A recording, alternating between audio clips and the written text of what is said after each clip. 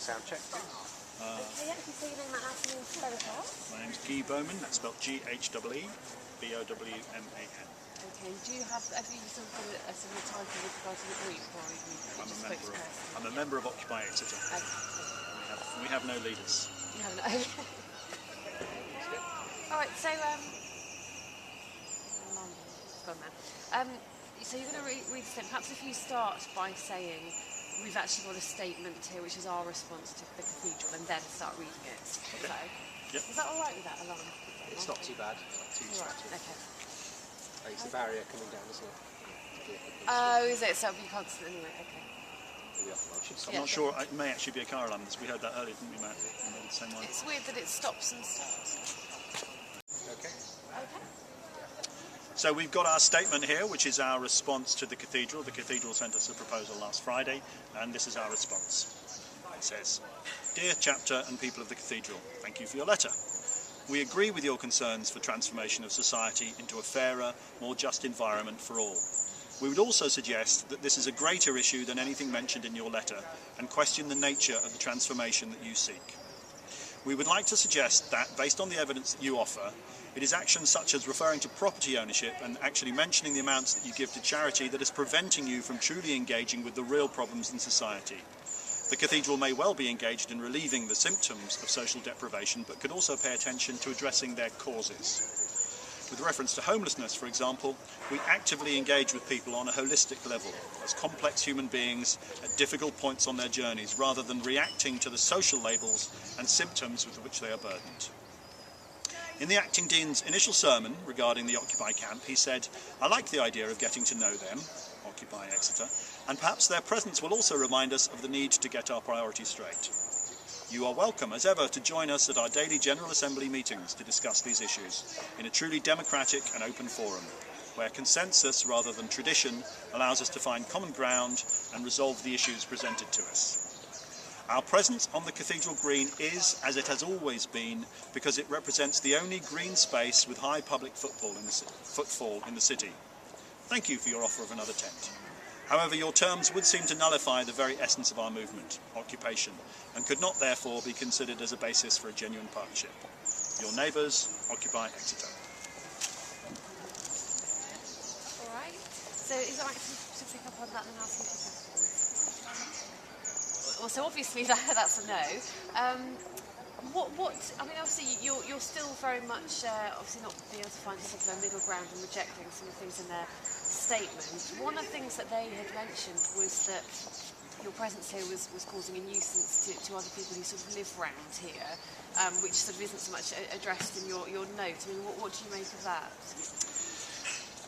Some people say that the camp is a mess. Well, what we say is that society is a mess. That we say that there are terrible problems in our society, and that those problems are represented in the camp as they are represented in society. Now, usually those problems are hidden away. Usually we don't see homeless people. We don't see people who have mental health issues. You know, usually they're hidden away out of sight. What we are reminding, one of the things we're doing here is reminding people that those problems exist in our society, and we are not, we have no intention of causing upset to anyone. We are a peaceful public protest. From the beginning, we've been a peaceful protest. We have stayed a peaceful protest. We intend to stay a peaceful protest. Some of the stuff that happens on Cathedral Green late at night, a lot of it is nothing to do with us. You know, there's a lot of drunkenness. A lot of drunken people go past us in the middle of the night. You know, we've had fireworks thrown at our tents by people in the middle of the night. We've had people coming to take our tents down in the middle of the night. That's not stuff that we're doing, that's stuff that people are doing against us. And obviously you sort of rejected the offer of having a specific area in as you put a tent, but a marquee where you can hold sort of special events. So can you not foresee finding any sort of middle ground? Because I mean, I presume you must appreciate that they have their own operation to run essentially, and they don't want anything, I guess, disrupting that. So they're trying to find a middle ground so that you can't find any compromise. We're not disrupting any of their activity. We never have. When we moved in here, we had Remembrance Sunday, and we stayed out of the way. We stayed respectful. We supported Remembrance Sunday. We appreciate their offer of a tent. That's great. We very much are interested in holding joint events with them. We want the Cathedral and Occupy to get together to really analyse, to really understand the causes of social and economic injustice in our society. We want to get people we want to get people in Exeter really educated about some of the issues that are happening with our banks, that are happening with our public sector being taken apart, that are happening with the taxes that are being written off for large corporations like Goldman Sachs and Vodafone, who are being allowed to get away without paying their taxes, while at the same time Her Majesty's Revenue and Customs are laying off staff, they're laying off tax collectors, and at the same time they're doing these sweetheart deals with big business. We want to get the people of Exeter talking about the important issues like those. Is there a risk that almost the longer you stay here, the more you become almost part of the furniture and your message stops getting across? I know that might seem an odd suggestion, but if it's indefinite, that people drift away and they think about other news stories. I mean, what's your take on that? The support for Occupy Exeter is growing. We have more tents here, we have more people here than we did at the beginning. We have a petition which has had over 2,000 signatures on it. People from around Exeter, from around Devon and beyond are coming down here to sign our petition. This morning we had somebody who came past and gave us a jumper that he'd finished with. We had a very lovely old lady from somewhere in the depths of Devon who came and had a long chat and said how much she supported us. The support that we're getting from the people of Devon and Exeter is fantastic. We're not going away, the support isn't going away, because the issues aren't going away. When the issues of economic and social injustice have been dealt with fairly and equitably, then we'll go. Lovely. Yeah, just in time for someone to empty their bottles out.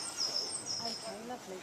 So, are you solely doing the interviews on behalf of Occupy Exeter, or is there anyone else? No, we have got other people who've done interviews. I'm not sure there's anyone around at the moment, but we have got lots of other people who are doing interviews as well. Yeah. If there's anyone else that you might suggest that we Okay, let me see if I can. Yep.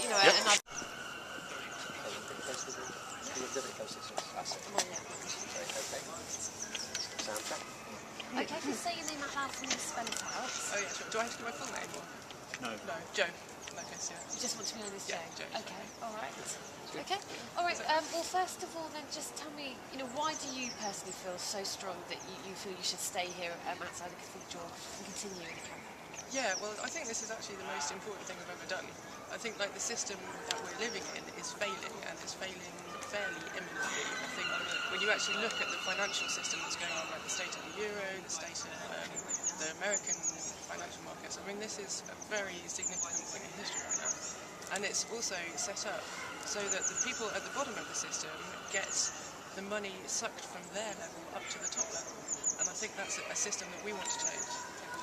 And are you determined to sort of keep going until you feel that some of those problems have been solved? Because at the moment it seems there's no deadline really, is there? Yeah, so that's right. What's your take on that? Well, yeah, I mean, the reason that the Occupy movement was set up, along with the Spanish protests and the Arab Spring protests, which is slightly different but along the same lines, is that traditional forms of demonstration don't seem to really work. Like, 1 million people marched against the Iraq War, and it didn't change anything. So we can do a petition, 100,000 signatures need to be debated in Parliament now. But this doesn't really change anything. What we've said is we're going to get out there and we're going to stay out there until we see some kind of change, until we can get some kind of democratic conversation going with everybody, not only in Exeter or in Devon, but probably in the whole country, as to whether we want this kind of system. Is this really what we want? We're the people, we can change this. Okay, lovely.